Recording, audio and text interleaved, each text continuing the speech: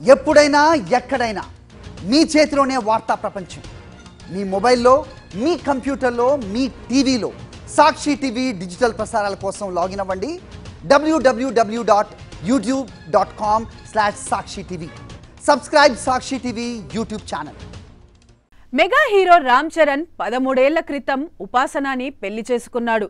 అయితే వివాహం తర్వాత లో ప్రొఫైల్ మెయింటైన్ చేస్తూ వచ్చారు గానీ గత కొన్నేళ్లలో మాత్రం సోషల్ మీడియాలో బాగానే యాక్టివ్గా కనిపిస్తున్నారు. అలా ఇప్పుడు ఓ ఫుడ్ వ్లాగ్స్ చేసే హిందీ యూట్యూబర్ ఉపాసనాని ఇంటర్వ్యూ చేసింది. స్వయంగా ఆమె ఇంటికి వెళ్ళి ఫుడ్ తింటూ ఆనాటి సంగతుల్ని అడిగింది. ఈ క్రమంలోనే పెళ్లికి ముందు రామ్ చరణ్కి పెట్టిన లవ్ టెస్ట్ గురించి ఉపాసన బయటపెట్టింది.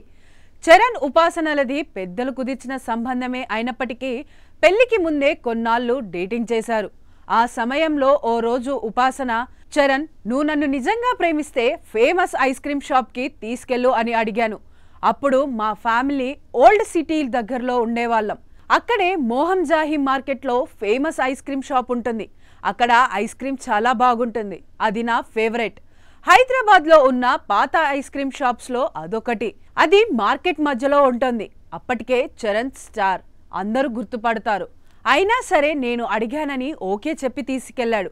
ఐస్ క్రీమ్ ఆర్డర్ చేశాడు. కానీ అక్కడికి జనాలు చరణ్ని గుర్తుపట్టి మమ్మల్ని చుట్టుముట్టేశారు. నేను అతడికి పెట్టిన నిజమైన లవ్ టెస్ట్ అదే అని చెప్పుకొచ్చింది. అలానే తమ కుటుంబంలో ప్రారంభించిన అత్తమ్మాస్ కిచెన్ ఎలా ప్రారంభమైందో కూడా ఉపాసన చెప్పుకొచ్చింది. మా ఇంట్లో అందరూ బాగా తింటారు, బాగా వండుతారు కూడా. మేము వేరే దేశాలకు వెళ్ళినప్పుడు బెస్ట్ రెస్టారెంట్స్కి వెళ్తాం. అయినా సరే అక్కడ రాత్రయ్యేసరికి సౌత్ ఇండియన్ ఫుడ్ కావాలని చరణ్ అడుగుతాడు. ఆ టైంలో ఇండియన్ ఫుడ్స్ ఎక్కడా దొరుకుతుంది?